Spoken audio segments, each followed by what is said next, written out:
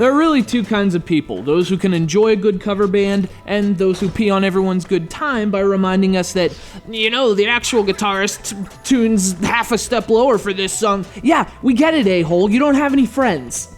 Anyway, I'm not sure where I was going with that. I have this friend who always... I'm sorry, but if you can't see Iron Maiden, Made in Iron is the next best thing. And you know what? Yeah, The Binding of Isaac. Who cares? Bring on the Sushi Castle. Sounds like a perfectly lovely fortress of fish.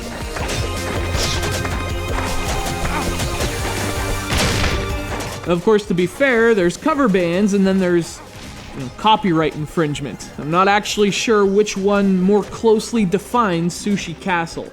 The game's so close to The Binding of Isaac, it might as well be neighbors. Neighbors who paint their house a week after you did and with a color that looks virtually identical from across the street. So if you're lost as to what the hell I'm talking about, you probably haven't played The Binding of Isaac. And if you haven't, it's basically this, only like a year older and better.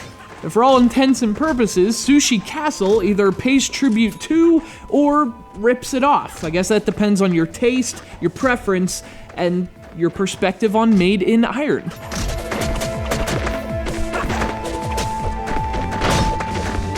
So what is Sushi Castle? Well, if you took the temples from the original Legend of Zelda for the NES and turned the gameplay into that of a twin-stick shooter, you'd basically be playing Sushi Castle. You control a ninja who isn't a little pussy about it, so he carries a gun. You explore a bunch of randomly generated rooms until you find the boss, at which point you kill it. What a ripoff! You can shoot in 8 directions, and fortunately the controls are perfectly fine. That's good because the game is so ridiculously tough. You have 1 life, that's it. If you lose that life, it's back to the drawing board, and forget about mastering levels one by one. They're different every freaking time.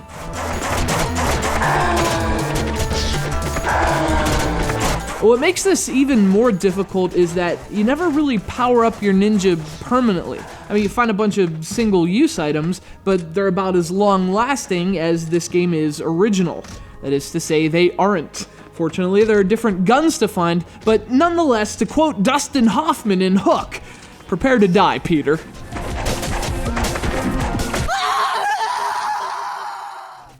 I had a lot of fun with this game. It's a nice way to bring the great gameplay of The Binding of Isaac, which is on like computers or something, to console gamers on Xbox Live.